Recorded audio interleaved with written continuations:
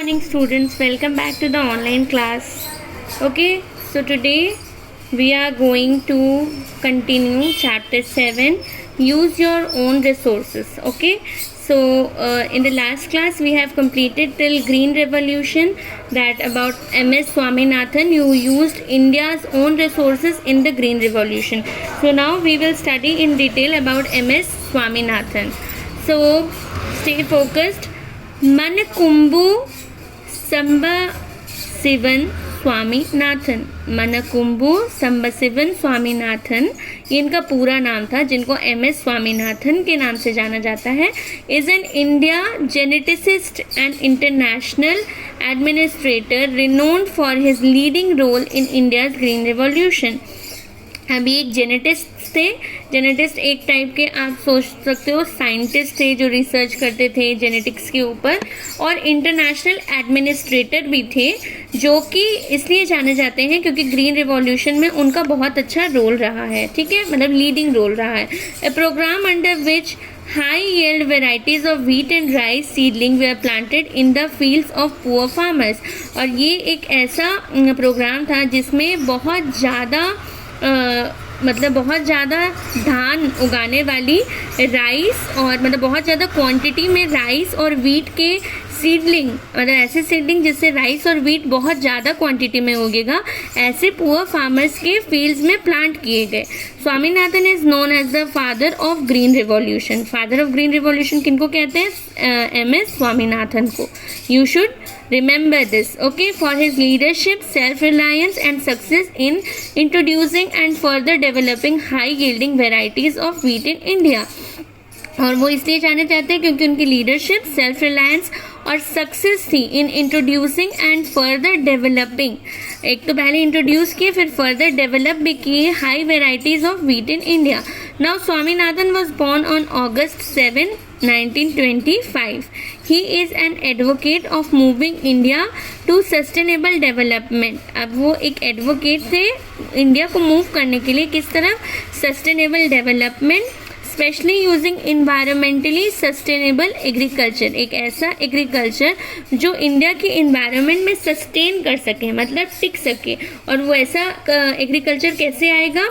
सिर्फ क्या बोलते यहाँ के इन्वायरमेंट से मैच करता हुआ सीडलिंग को क्रिएट करने के बाद ही आएगा. ओके, फिर सस्टेनेबल फूड सिक्योरिटी, ऐसी फूड सिक्योरिटी जो सस्टेन करे इंडिया में, and the preservation of biodiversity which he calls N evergreen revolution. और बायोडाइवर्सिटी को, मतलब प्रकृति को प्रिजर्व करते हुए एवरग्रीन रिवॉल्यूशन उन्होंने बनाया, जिससे प्रकृति को कोई नुकसान ना हो. His stated aim is to rid India and the world of hunger and poverty. वो उन्होंने ऐसा इसलिए किया ताकि ज़्यादा से ज़्यादा धान उगे और जो इंडिया है वो भूख से और पोवर्टी से, गरीबी से ख़त्म ना हो और इंडिया का पीछा छूट जाए. From 1972 to 1979 he was the Director General of the Indian Council of Agricultural Research. ठीक है, एग्रीकल्चरल रिसर्च के वो डायरेक्टर जनरल थे.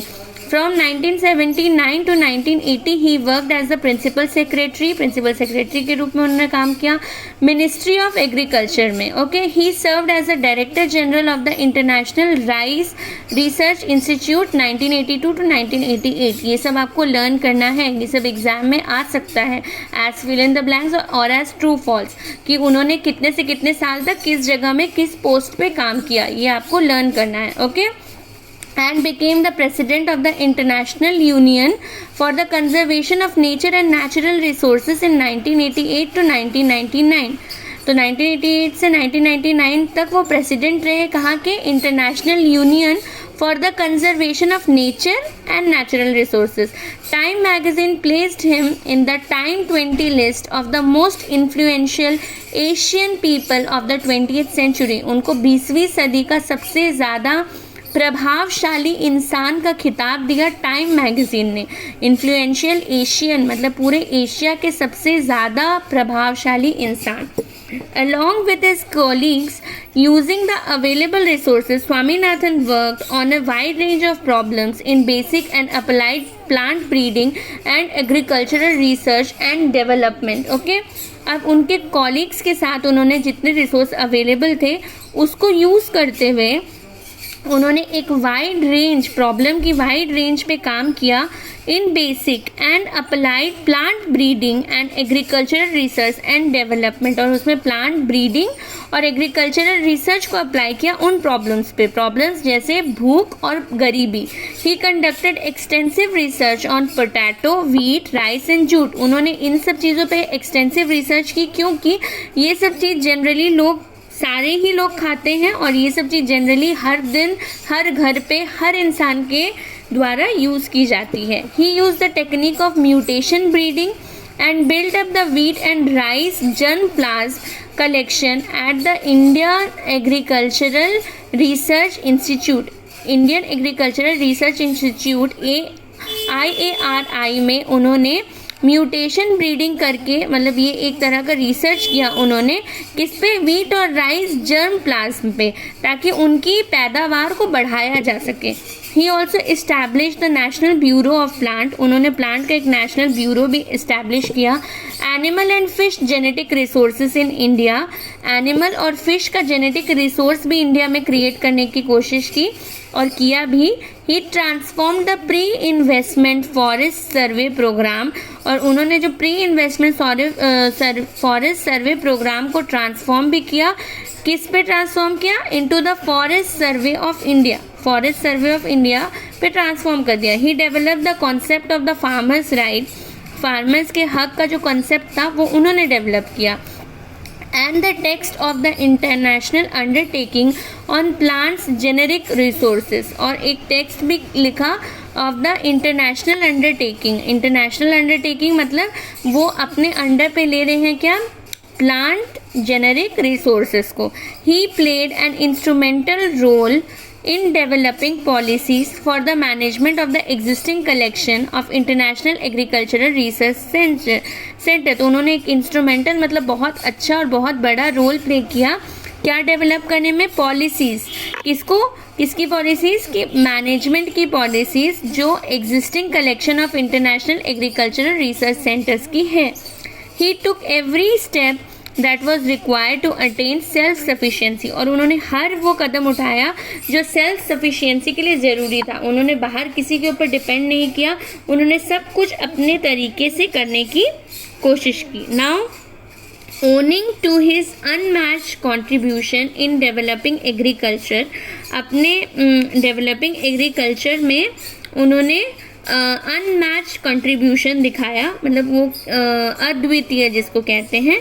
ही was bestowed with the awards, उनको क्या क्या अवार्ड्स मिले? Like the 4 freedoms award, the Tyler prize for environmental achievement, the world food prize, Albert Einstein world award of science etcetera. इतने सारे prize उनको मिले, और इसके अलावा उन्हें और भी प्राइज मिले, जैसे पद्मश्री 1967 को, पद्म भूषण 1972 को, पद्म विभूषण 1989 को, and the Magsaysay award for community leadership. Community leadership के लिए अवार्ड मिला उनको 1971 में। He also holds more than 50 honorary doctorate degrees. उनके पास 50 डॉक्टरेट की डिग्रीज हैं, मतलब PhD की डिग्रीज हैं, उन्होंने 50 सब्जेक्ट में PhD की, और from universities around the world, और वर्ल्ड की सारी अलग अलग यूनिवर्सिटीज़ से उन्होंने 50 तरह की डॉक्टरेट डिग्रीज ली। Okay, so this is it for the chapter.